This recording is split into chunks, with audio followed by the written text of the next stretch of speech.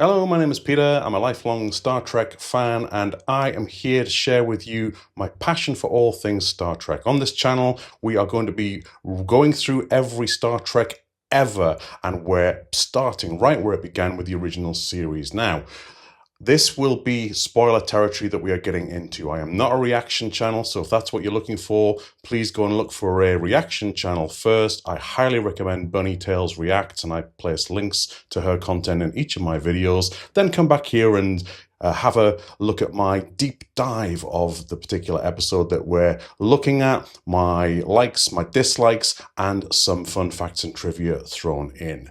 On this episode, we're reviewing The Man Trap. This is kind of where it all began because this was the first ever broadcast episode of the original Star Trek series. So without any further ado, let's get into it. So The Man Trap was first aired on US television on Thursday the 8th of September 1966, and its original title was going to be The Unreal McCoy for reasons which I think will become fairly obvious as we get through this episode. Now, I really like the remastered effects. As always is going to be the case on these episodes, 9 times out of 10, I'm going to open with a like for these remastered effects, and we get a gorgeous shot of the Enterprise orbiting planet M113, and it just looks great. As you can see on this shot here, which I've paused, we can see some great detail, especially of the secondary hull with the windows in there, the bay doors for the hangar deck. I just absolutely love these remastered effects. So an immediate like for me there. We get a captain's log entry from William Shatner setting the scene for what's going on. They are here to perform routine medical examinations for the two sole human occupants of this planet, Professor Robert Crater and his wife Nancy. And during the log, we see that Mr. Spock is in command of the bridge, unusually not part of the landing party.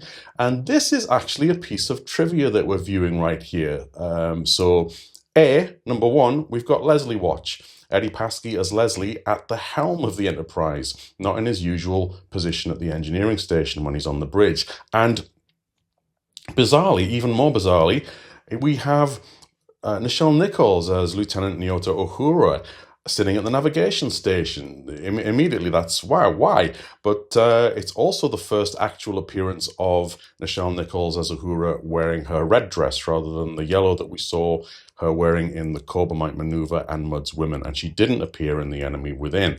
So the real bit of trivia about this shot is that this shot is not actually meant to be in this episode. The following episode is actually called The Naked Time, and this is a scene from that episode, and we will see where that fits when we get to that episode. So a weird piece of trivia, and I don't know quite how it happened, potentially because these episodes have the same director, Mark Daniels, and there's a couple of bits which seem to get interchanged for some reason. So we start with a real piece of fun trivia there. We get Uhura in red for the first time, we get Leslie Watch, Leslie at the helm, and we get Spock in the command chair of the Enterprise. And next, I really like when we see Kirk, Dr. McCoy, and crewman Darnell beaming down to the planet's surface. I really do like the set for this planet. I like the arrangements of the stones and the background and the sky. Very minimal remastering, I would say, from what it originally looked like. Touching up here and there, but really, really good, and a positive start for this episode, absolutely for me. We continue to get some really great sets here as we move to the next scene, and Kirk, McCoy, and Darnell approach the dwelling of Professor Crater and his wife Nancy, and this is just amazing work. The stone entrance to their dwelling, it's not really indicated in this episode whether this was something that they built or something that they found, but I really like it either way. And it's important to note at this point, actually, I've not really set the scene, that the log entry states that Mrs. Crater, Nancy Crater, is a woman from Dr. McCoy's past. So he is feeling quite anxious to see her again after not seeing her for a very long time. And what I really like is the jovial banter that Kirk has with McCoy in the scene. He picks what he refers to as flowers, but they just look like little reeds or something to me. Not very appropriate at all. And Kirk says to him, "Isn't it appropriate to give the lady flowers when you see an old girlfriend?" And McCoy is not impressed with this at all. And it doesn't really help with his anxiety, shall we say. They enter the creators' dwellings and there's no sign of them, so they wait around and they continue to chatter about the previous relationship that McCoy had with Nancy. And then we hear singing. We hear a very, very high-pitched singing voice of a female, and in walks Nancy Crater, who looks to be a very young woman, or not what we would expect her to look like. And this is a real... for me, I really like this scene because we quickly establish and set the scene that each of the three men in the landing party are seeing a different female. Dr. McCoy is seeing Nancy as he remembers her from when they had their relationship. Captain Kirk is seeing Nancy as she actually would appear right now, at her real age. And crewman Darnell is quite inappropriately seeing a bit of a fantasy girl, or a girl who reminded him of somebody he once saw on Wrigley's Pleasure Planet, which I think may be the only time that we hear that planet mentioned in this series from memory. It might be a bit of an Easter egg in that regard. I'm sure it's been referenced in comics before, but in the actual series and movies of the original, I don't think we heard it other than in this episode. Nancy reminisces about her times together with Dr. McCoy, who she affectionately calls Plum, and I really like William Shatner's reaction to this, or should I say Kirk's reaction to this. His face is just absolute joy when he realizes that McCoy's nickname was Plum.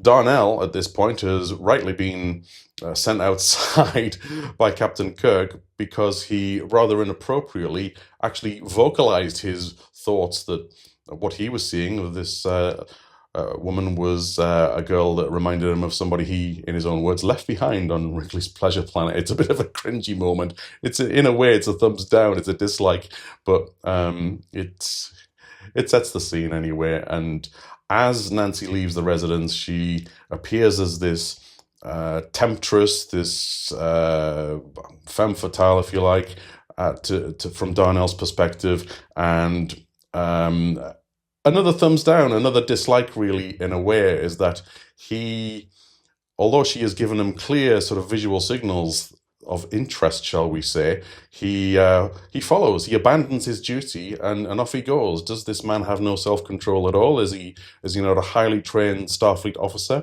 and should know better? So anyway, I digress. But we then move into the opening titles, which are always a big like for me, or as you know. And then my next real positive is we see the title of the episode revealed following the opening credits, and we get a glorious shot of the Enterprise orbiting the planet once again, which is just absolutely superb. And we get another really positive thing for me, and that we get a lovely shot of the creators' dwelling from a distance this time. We can see the sort of sandy landscape and various stones arranged around the place, and the beautiful orange sky. This is a remastered effect, which I absolutely love. Next, into the dwelling walks Professor Robert Crater, who really is the template for a crusty old grumpy professor who is focused on his work, barely acknowledges his wife, and enjoys his solitude. And he doesn't exactly give Kirk and McCoy a warm welcome. He's, "Get out of here, we're okay, we don't need you here, all we need is additional salt against the heat." And this is really the first MacGuffin of what is to come in this episode, the salt. It's something that is referenced very early on and sets the scene nicely. So Crater realizes he's not going to win this battle. Starfleet duty and regulations are clear. McCoy is obliged by Starfleet regulations to carry out the medical examinations, and Crater relents, and McCoy starts the medical procedures. Kirk sits down at Crater's invitation. Crater's now becoming a little more relaxed and a bit more of an amenable host, and Kirk refers to McCoy as Plum again, and Crater notices the name Dr. McCoy and references the fact that his wife has spoken of a Dr. McCoy, to which McCoy acknowledges that was me. And then we get into a rather awkward conversation, and it's a bit of a dislike for me, in that McCoy reminisces about how Nancy looked exactly as he remembered her years ago, as a girl of 25, not a grey hair on her head, which, to be fair, is what he saw. But Kirk then interjects and says, she's got some grey hair, Bones. Excuse me, Professor, she's a handsome woman, yes, but hardly 25.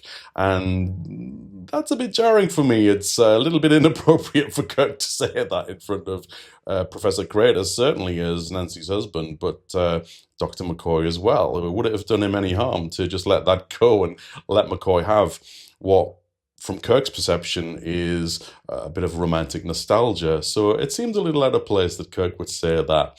But anyway, we quickly get taken out of this scene. There's a scream from outside, and our intrepid heroes race out, and they find Nancy over the body of crewman Darnell, who is now very, very dead, and he has these blotches on his face, these red blotches or sucker marks, and in his mouth there is something that is retrieved and is referred to by Nancy as a Borgia plant. And this is where our mystery really begins. Professor Crater gets very, very defensive about the fact that the crewman should know better to eat something that he doesn't know about. And he's absolutely right about this. This is actually a little bit of a dislike for me, in that, again, who's Kirk got on this ship? What sort of people has he got, and how well trained or not are they? He absolutely should have known better. So, and he actually did know better, is the key to it. So this should have been a real red flag immediately, and Kirk and McCoy should have questioned from the get-go. No, my officer would not do that. So clearly something very, very fishy is going on here. But Nancy gets very defensive about the whole thing, and it's an interesting exchange, to say the least. Meanwhile, back on the Enterprise, another massive like from me is another shot of the Enterprise gloriously remastered in orbit of the planet, and we get to a massive like from me. Something I really enjoy is this wonderful bridge scene exchange between Spock and Uhura. Uhura wanders over from her station at communications, and she starts conversing with Spock, who tells her, Miss Uhura, your last report had an error in the frequencies column. And Uhura tries to make some playful banter, start a conversation in her own words, and remarks that if she hears that word frequency one more time, she might scream, to which Spock, in his cold, logical way, this is a true example of the logical Spock that we would come to know throughout this series, that he couldn't understand why a communications officer would resent the word frequency.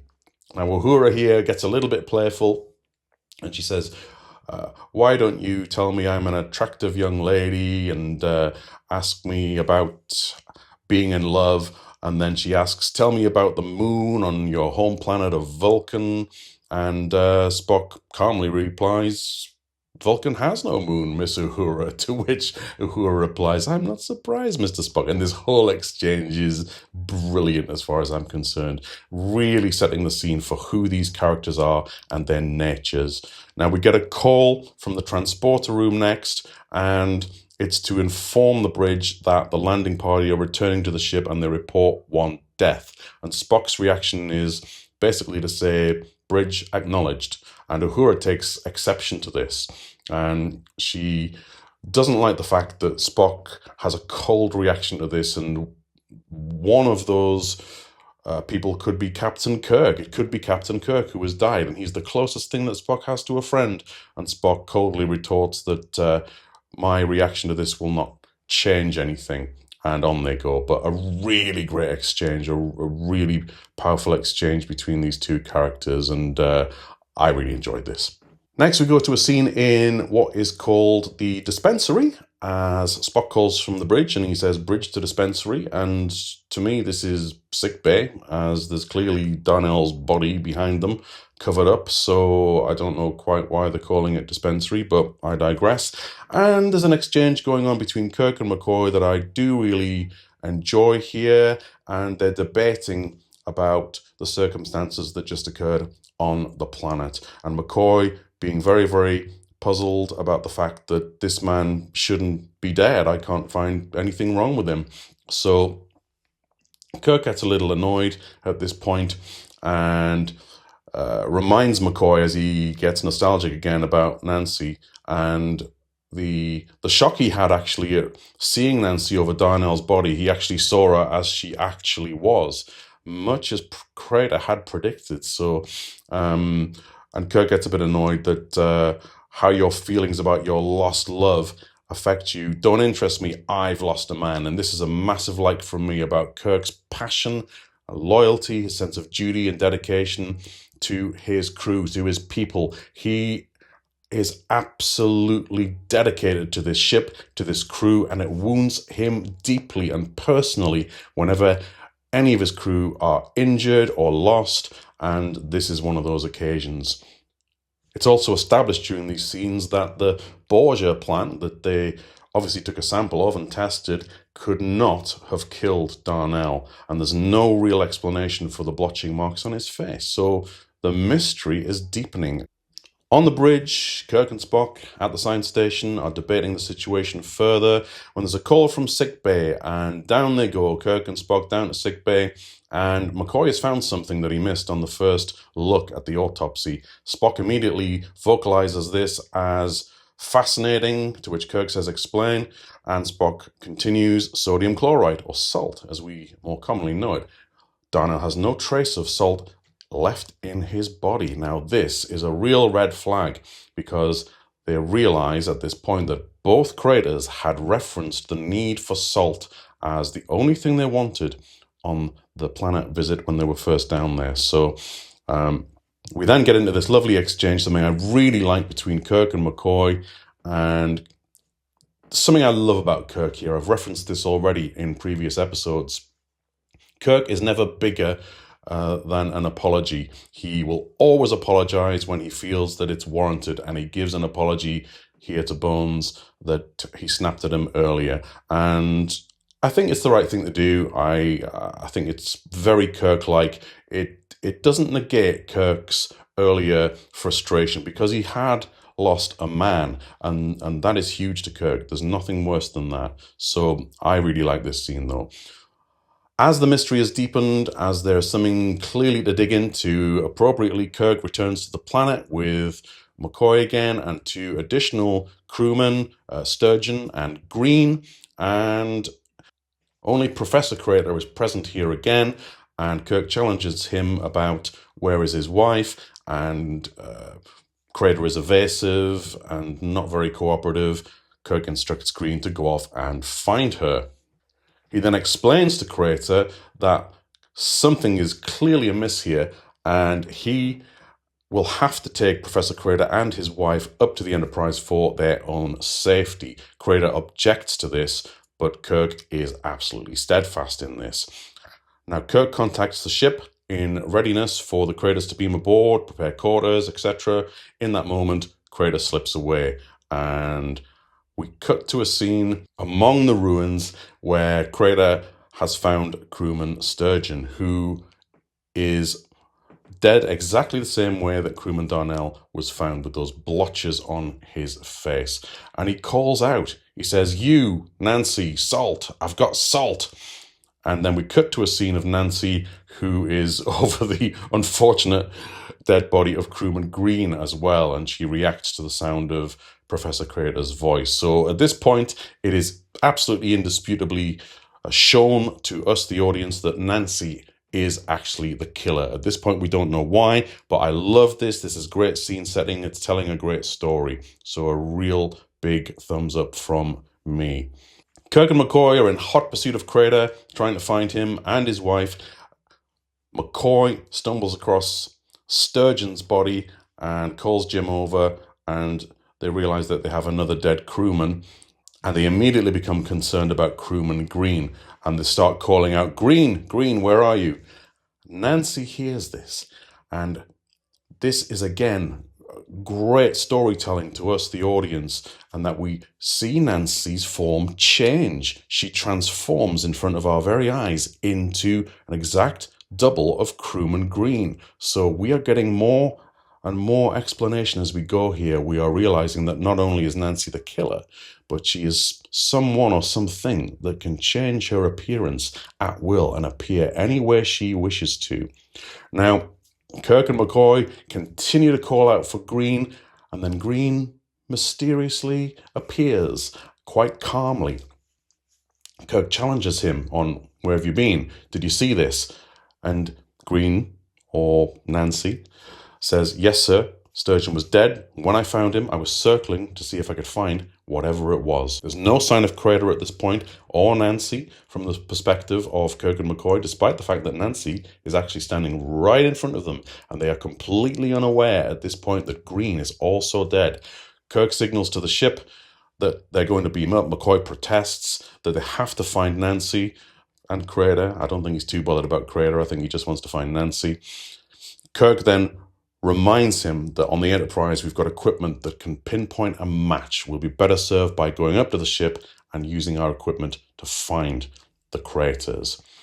This leads into another glorious shot of the Enterprise orbiting the planet. There is so much for ship people in this episode. I am most definitely one of them. And we then see the landing party beaming up. We get the transporter operated by Scotty, those 3 buttons with that wonderful sound effect. And up come the landing party, and Green, the actor who's playing Green here, sells this really, really well. You can see that this is somebody who was not familiar with their surroundings. Kirk and McCoy and the transporter personnel don't seem to notice this. I mean, why would they? From their perspective, they've got someone familiar with them, and off they go about their business. Kirk starts walking to the bridge. Now, here's a little piece of trivia that I noticed here, and that as he's walking through the corridors, a crewman comes from a doorway with a ladder running up, and this crewman has the biggest collar on his red uniform that I think I've ever seen. The black collar, this just really takes me out of the episode. It looks very jarring because it's very oversized, and a reminder that in these early days of filming Star Trek, some of the costumes, especially for the background actors, hadn't quite been fully established yet. So there's plenty to love in this episode, and something that I love just as much as this mystery deepens is Green roaming the ship, acclimatizing to the surroundings, the Green stroke Nancy, I should say, and he spots Yeoman Janice Rand, who is holding a tray of food. The tray just happens to have salt on it, and Green Nancy notices this immediately. Now, something that always, as this proceeds, it puzzles me that Janice has got this tray and she's actually eating for it, but the food is actually not for her, as we will see in a minute. Now, Green approaches her, and actually something to watch out for at this point as well is that Green, Nancy, whatever it is we're dealing with here, the shape-shifting threat, something that makes them recognizable, something that's a really clear call to us, the audience, so we remember who or what this character is, despite their form. They have a mannerism, something they do, and it's this. They put their knuckles to their mouth, as if thinking, pondering. Now, Green approaches Janice. Janice, familiar with him, doesn't react. Surprised, she just says, "Hello, Green." And Green then, rather inappropriately, reaches for the salt on her tray, and she smacks his hand away. And it's quite funny. Meanwhile, up on the bridge, Kirk and Spock are at the science station trying to do a scan of the planet, and mysteriously they can only find one life form registering on the planet now. Mysterious to them, however, perfectly explainable to us, the audience, because we know that the other life form is actually now roaming the corridors of the Enterprise, unaware the crew are at this time. Now we go back to Janice and Green, who are exiting a turbolift now, turbolift 2 to be precise, as you can see in this shot. I like these sort of little details. Janice starts getting a little bit frustrated, but at this point not scared or worried in any way that Green seems to be following her around. And then we get into a scene that is probably quite typical of the time. Janice is then encountering a group of young male officers, shall we say, who are appreciating her figure, shall we say. And one particular security officer says, hey, Janice, is that for me? And Janice playfully flirts with him, and she says, don't you wish it were? And off she goes, and the male crewmen all have a very, very good look at her as she walks away, and it's very much of its time, shall we say. Quite harmless overall, I think, and of its time, but not something that would probably be included in Star Trek today, shall we say. Anyhow, we then see a sign on a door of a corridor of the Enterprise which says Life Sciences Department Botany Section, which is interesting to me because as Janice approaches this door and goes in to this Life Sciences Botany section, which is a real like for me, by the way, because it's beautiful colours and plants, and it's just so vibrant. I really love what they did with this room to make it into what it's supposed to be. But in here is Sulu, which is really interesting to me, because if you'll remember, his first role when we first met him in the second pilot was Life Sciences. He was head of, I'm wrong, Astrosciences. But here, he has a definite interest in the sciences again, which is rather interesting to me. So he's now the helmsman, firmly established, but I don't know if this is something that is part of his duties or something that is part of his hobbies. I know he does love botany. That is made clear many, many more times, or at least a small handful of times throughout the series. But it just interested me that Sulu is definitely still has a scientific appreciation, shall we say. Now Janice comes in and says, hey Sulu, I've got your tray, which again makes me wonder, why was she eating off his tray? Cheeky Janice, how dare you steal Sulu's food? Sulu's food? Nice spoonerism there. But anyway, I digress. Also, why would Janice be bringing Sulu's food? Maybe they're just good pals and hang out together off duty, and Janice is doing him this favour. But she's the captain's yeoman. In this time, as we've already seen in episodes like the Corbomite Maneuver, it's established that she would bring food for the captain, which is interesting.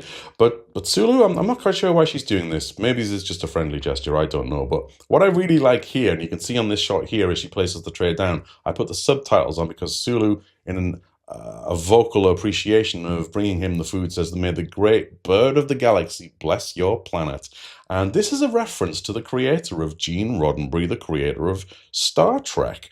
And he was affectionately known among Star Trek fandom as the great bird of the galaxy. So there's a nice little bit of trivia there for you.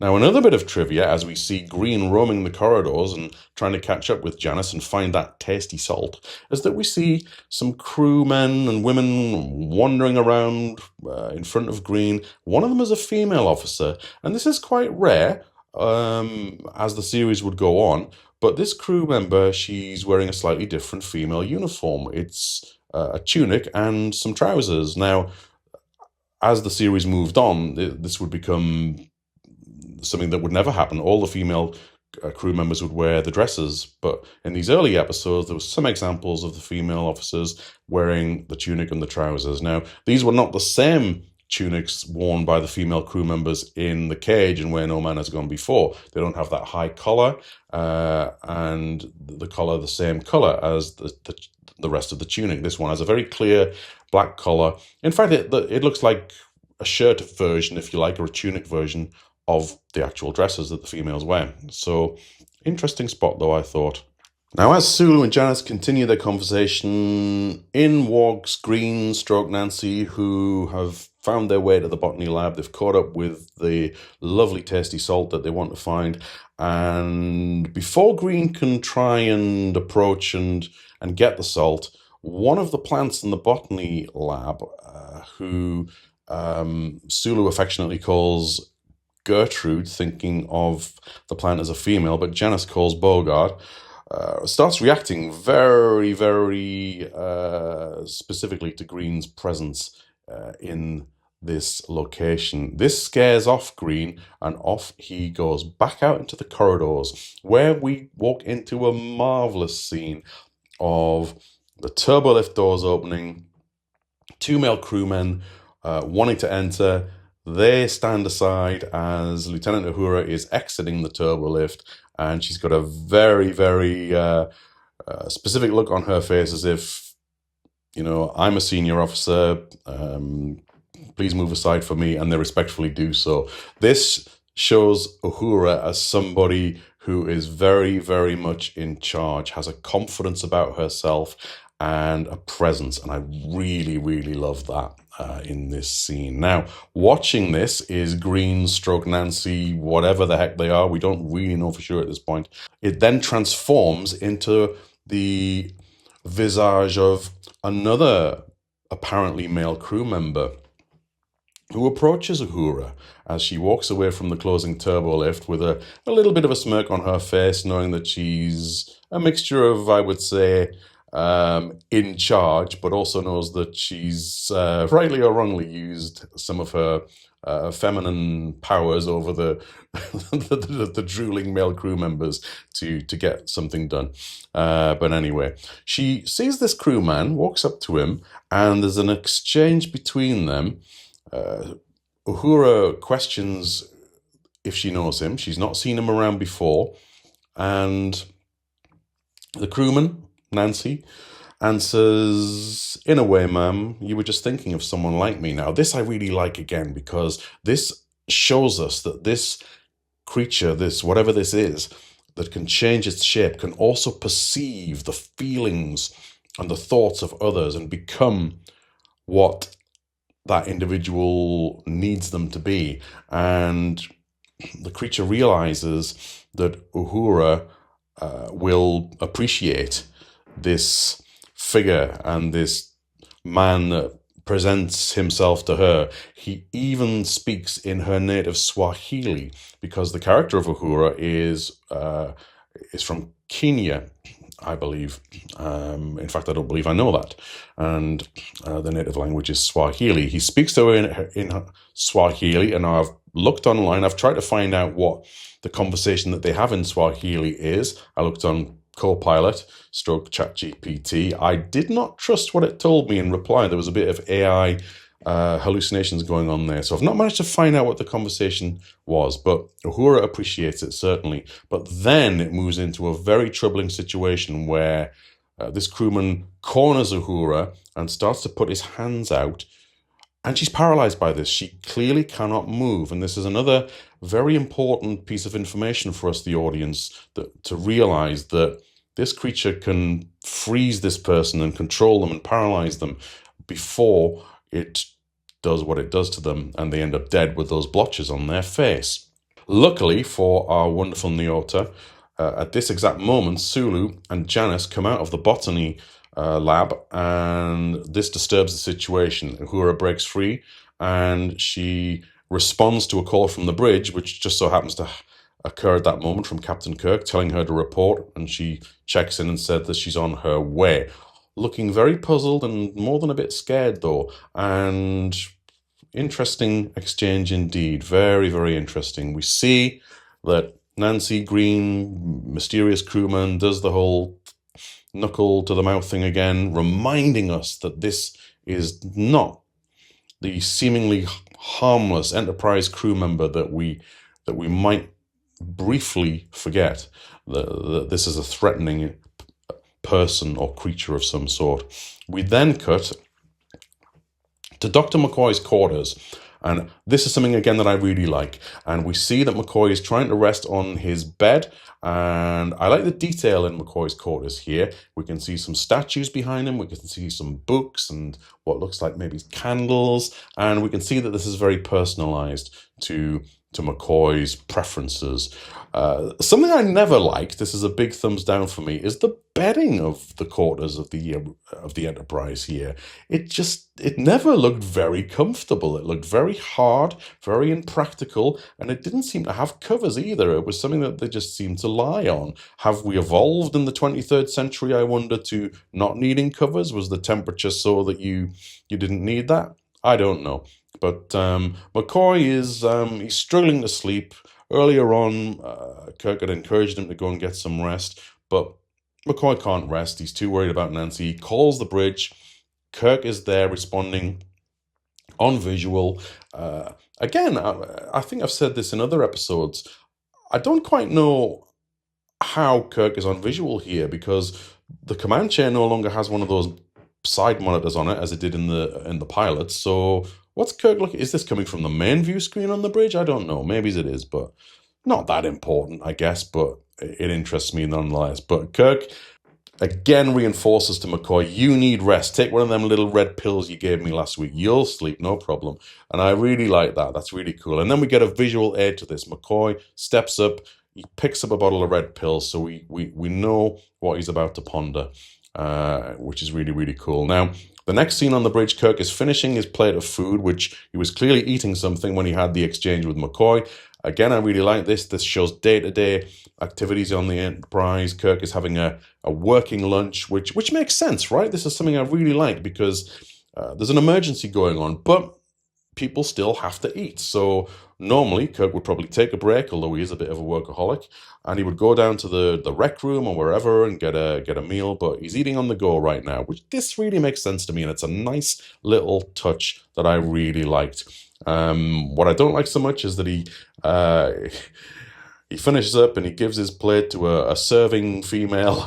Once again, we always see the females in the role of the caregivers, if you like, and it's very, very much of its time. But anyway, we continue to see our mysterious crewman in disguise roaming around the ship, and he walks past two crew members. Now, I'm not entirely certain about this, but the crewman wearing the yellow tunic there that we only see from behind, I'm going to say that this might be a Leslie watch. That looks like the features of Eddie Paskey there, so I'm just going to mention it. But then our shape-shifting friend happens to stumble across, or I don't know if they've specifically looked for this and had the intelligence to find it, but they find themselves outside the quarters, the cabin of Leonard McCoy, MD, and we get his room number, 3F127. So very, very interesting. And this is the moment that the creature chooses, quite logically, to transform back into the form of Nancy Crater. And it's here that we see McCoy, who is dressed back in his uniform again. He exits his quarters. He's obviously chosen not to take the sleeping pills and go and find out what's going on and see if Nancy's been found. And there is Nancy right in front of him, and he's immediately relieved and invites her without any thought into his quarters, because to him, this is Nancy. This is someone he's known a long time and trusts. So in they go, and she says, you need rest. McCoy remarks, you're as bad as Jim Kirk, and then he shows her the pills. He's been badgering me to take these, and she says, I think you should. And what a surprise. She clearly wants to get her suckers into more salt.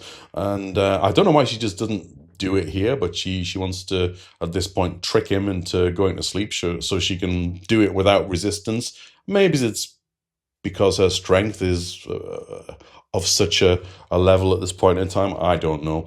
But she succeeds in getting him to take the pills and go off to sleep. And as I move to the next scene, I'm reminded of the fact that she actually did succeed in getting her suckers on some salt, because we see a dead crewman, Sulu and Janice, who at this point just seem to be wandering around the ship aimlessly, find this poor dead fella with the blotches on his face.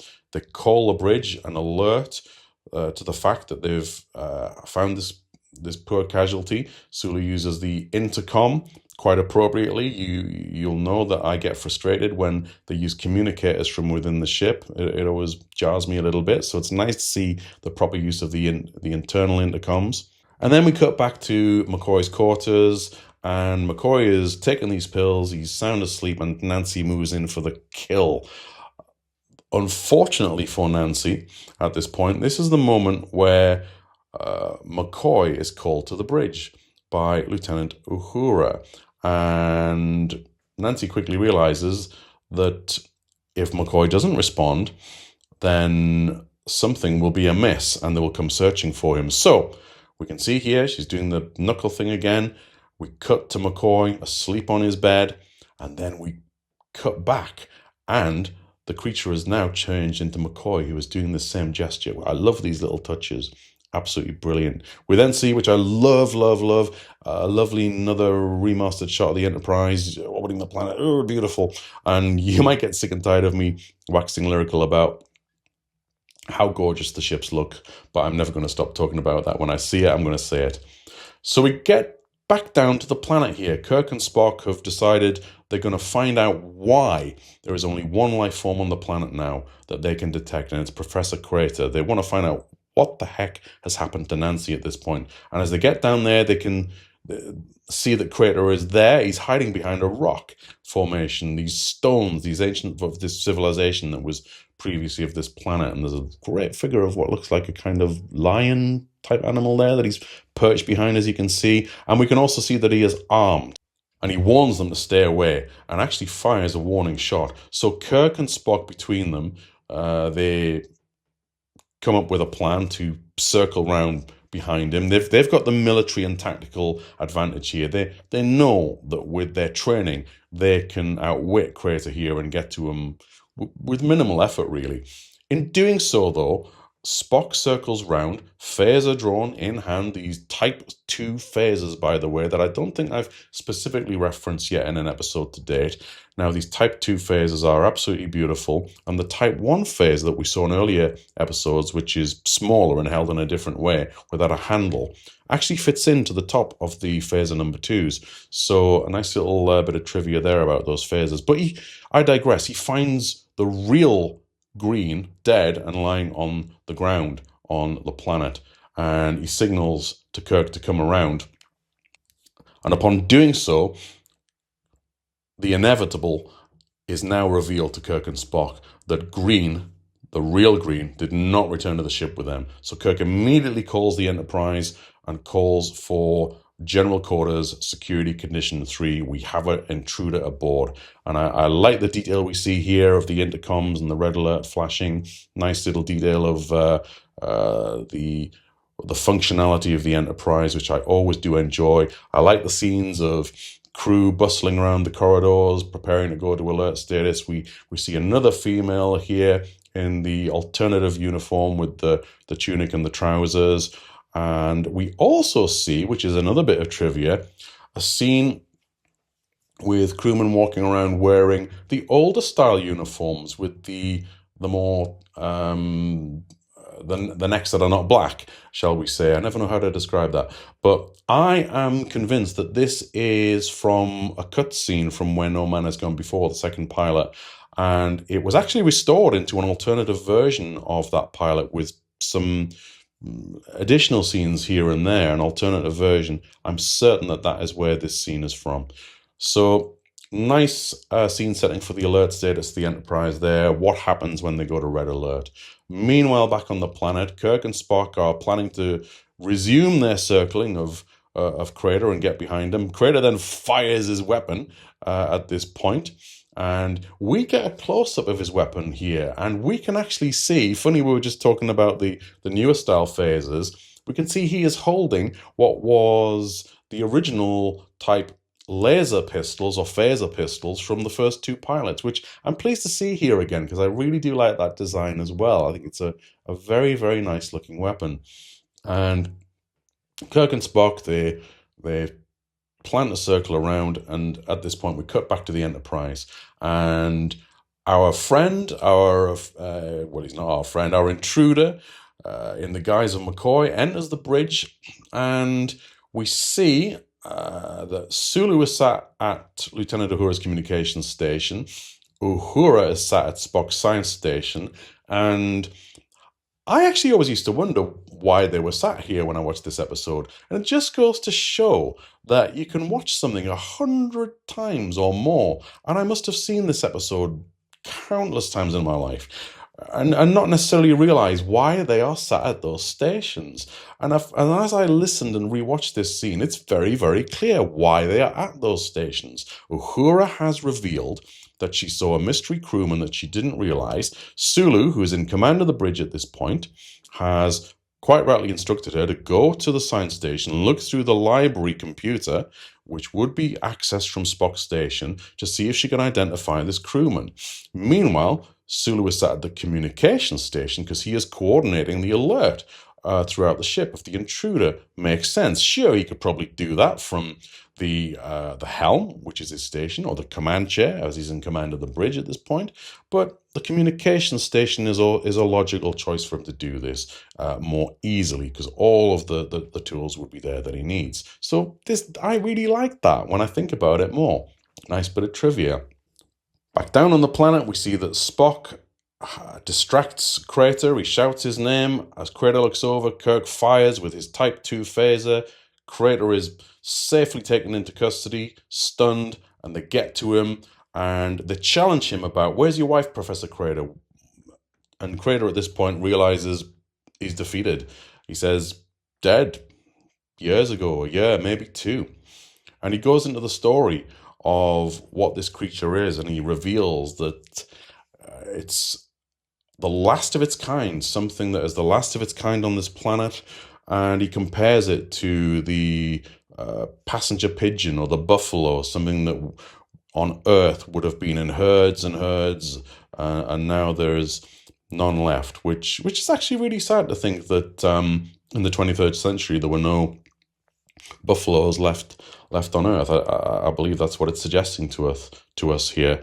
So we then cut back to the Enterprise, and we can see the alert is well in progress.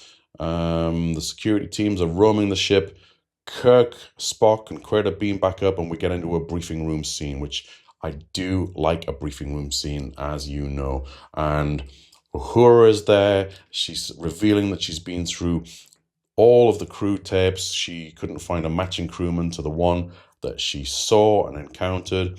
Janice is there as well. Spock is at his usual place near the computer at the end of the desk. And what appears to be McCoy is there, but we know it's not McCoy. Interestingly, Professor Crater is sat next to Dr. McCoy. And during the conversation, it's revealed that Crater has learned to see this creature in any form it presents itself. So he clearly, at this point, knows what he's sitting next to, which is very, very key.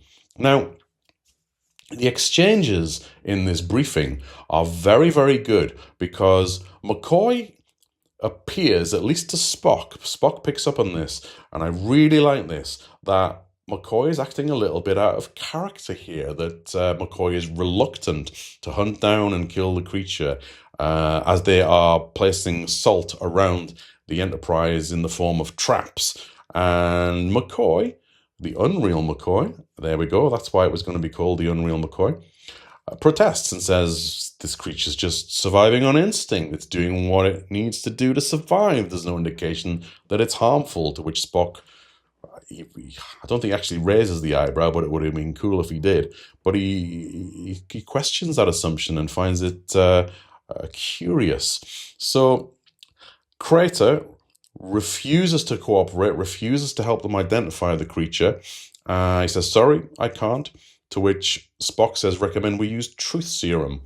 This is quite an interesting methodology here, actually, because as we would come to get through the series, in this situation, it would not be surprising to see Spock propose, or Kirk propose to Spock, that they use the Vulcan mind meld. Yes, we've not had a mind meld in this series yet, and as I said at the start, we're in spoiler territory, but I'm hoping that most of the viewers will know what a mind meld is, because after all, this is a deep dive. This is a geeky deep dive with fun facts. But as we would move forward, a mind meld where Spock connects mentally to another being, their minds merging and as one, would probably be the go-to solution. But here, because we've not had a mind meld yet introduced as a concept, Spock recommends the truth serum. And McCoy goes along with it. In a way, he says that normally I would resist it, but if it will get the professor to tell us the truth, clearly the creature is stalling here, but agrees to go along with it because they clearly realize they don't have much of a choice, as they are in the guise of McCoy, who should be presenting as cooperative in this way. Spock says, I'll accompany you, Doctor. And this is brilliant because it plays into the fact that Spock suspects something is off here. Now, next, we cut to a scene of Kirk chasing through the corridors of the Enterprise. Over the intercom, we can hear Captain Kirk to sickbay, emergency, and Kirk is tearing through the hallways. Notice here that Kirk does not have his sidearm on. He doesn't have the little orange sash, and he doesn't have his phaser attached to that sash. And yet in the next scene, when he enters sickbay, he does have that, as does Spock, who we can now see is on the bio bed being treated. And just before we move on, actually, that scene of Kirk tearing through the corridor is another example of a scene that is being used from another episode, which just so happens to be the one following this, The Naked Time. And we'll get back to that in that episode. So Spock reveals to Kirk here that it wasn't the McCoy, it was the creature, it hit me. And here we have another Leslie watch. We've got Eddie Paskey in sickbay. Now, we've seen him already in this episode a multitude of times. We've seen him at the helm at the start, albeit it wasn't meant to be in this episode. It was from the next one. We've seen him potentially walking the corridors from behind with a yellow uniform on, and we see him here in sickbay here, presumably meant to be crewman or medical orderly Connors again, as he's referred to when he's in this. But another Eddie Paskey sighting for you there. It's established here that the creature did try its salt-sucking techniques on Spock here, but it didn't like his physiology. His green Vulcan blood was not a match. So, and this is something that would become a bit of a plot point throughout the whole of Star Trek as we go on. Spock is quite often immune to many of the dangers that our human crew are susceptible to. Now, in this shot here of Spock, we can see that his head has been cut, and there is painted on, for effect-wise, green blood, if you like. It's puzzling to me that, though, the actual gash on his head is red rather than green. So there's a bit of a conflict there. I don't quite understand that, but and again, it's something I'd never really noticed before. So when you deep dive into something like this, you see so much more than you ever saw before. Now, next, we sadly cut to the now deceased Professor Crater on the floor of sickbay. The salt monster at this point, as we can now I think call it, or the salt vampire, has killed Crater after living in coexistence with him for a couple of years at least. We will recall it's a sad ending for Crater, who was actually quite loyal to the creature for reasons which were mutually beneficial. The creature became Nancy for him, so you can understand that. But the creature, nothing means more to the creature than surviving, and surviving by getting salt.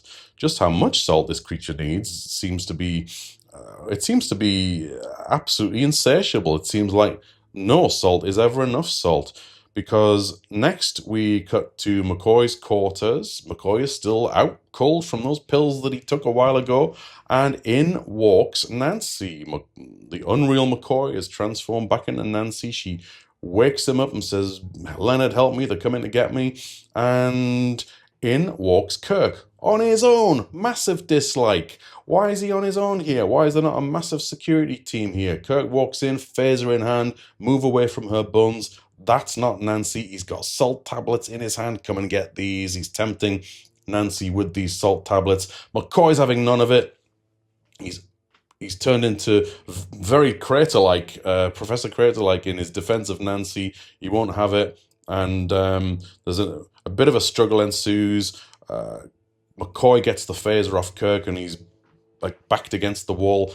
Nancy stroke salt monster then paralyzes Kirk with her hands. He can't move, and she goes in and puts her fingers on his face. And this is a massive dislike for me, because this just shows immortal Kirk here. Anyone else who this happened to presumably would be dead in seconds.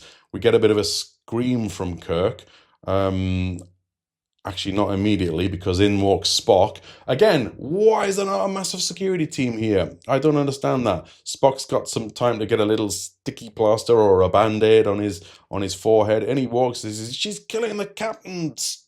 Shoot it." And McCoy, he's obviously in a state of shock here. He can't do anything. And he's like, "No, I won't hurt Nancy." So Spock goes in, and Spock tries to get the phaser from McCoy, which surprises. It's a little bit of a dislike from me that Spock can't get the phaser from McCoy because Vulcan strength is many, many times more than humans. It should have been no problem at all for Spock to get the phaser from McCoy.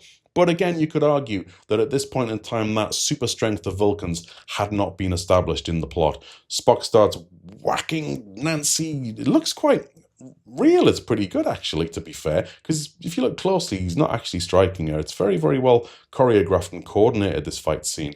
And he says, "This is not Nancy, Doctor. If she was Nancy, could she take this and this?" And then Nancy whacks him with one backhand, and Spock falls over and collapses on McCoy's pile of books behind his bed. And it's at this point, as Nancy moves in to resume the salt sucking from Kirk's face, that we get the actual reveal of what this creature looks like. And very, very monster of the week, and actually quite scary to me to this day. There's something very, very terrifying about this thing, the salt monster. And this is where it puts its furry, sucky hands on Kirk's face, and Kirk lets out this scream. And it's at this point that McCoy finally shoots, and the creature keels over, collapses, briefly changes back into Nancy again, to which point McCoy says, "Lord forgive me," shoots again, and the creature is dead. It's finally over, and wow, what a ride we've been on. We come to our outro scene here, and we get you just know it, a gorgeous shot of the Enterprise over the planet. A very, very cool angle, not one that we've really seen before. Beautifully done. On the bridge, everyone's very thoughtful about what they've just been through. Kirk especially looks very pensive, and Spock asks him about it. And Kirk says, "I was thinking about the buffalo, Mr. Spock." He has a knowing little look with McCoy, and no words are needed here. This just establishes them as a trio. They know what each other are thinking, and they know what they've just been through. And off they go, they leave orbit. We get a lovely shot on the main view screen, which we didn't have in the remastered version of the nacelles. The viewer on reverse, seeing them move away from the planet. And into the end credits we go. It's the end of the episode. This is directed by Mark Daniels. And Mark Daniels did actually do quite a few other episodes of Star Trek. He did the next one, The Naked Time, and he did a few others from season 1, a great many in season 2, and one episode in season 3. So then we get into the music. Now, this actual music was composed and conducted completely by Alexander Courage. So not only did he do the original theme, but Alexander Courage here returns to score the episode. And there are some wonderful, wonderful pieces of music in this episode as well. So I really enjoyed that. The episode score on IMDb is a 7.2, which I think is a pretty fair score. I think it's very, very solid. For my own score, I am going to take that up a little bit. I'm going to give it a 7.5. I think it was an interesting choice to be the first ever episode broadcast.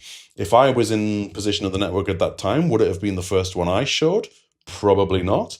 I probably would have shown them not in production order, shall I say. But if I had to make the choice to show them in a random order, maybe I wouldn't have picked that one. I don't know which one I would have picked, but I digress. And there you have it, another episode in the bag, and that was a really enjoyable one to deep dive into. There was a lot to unpack with that one, I thought.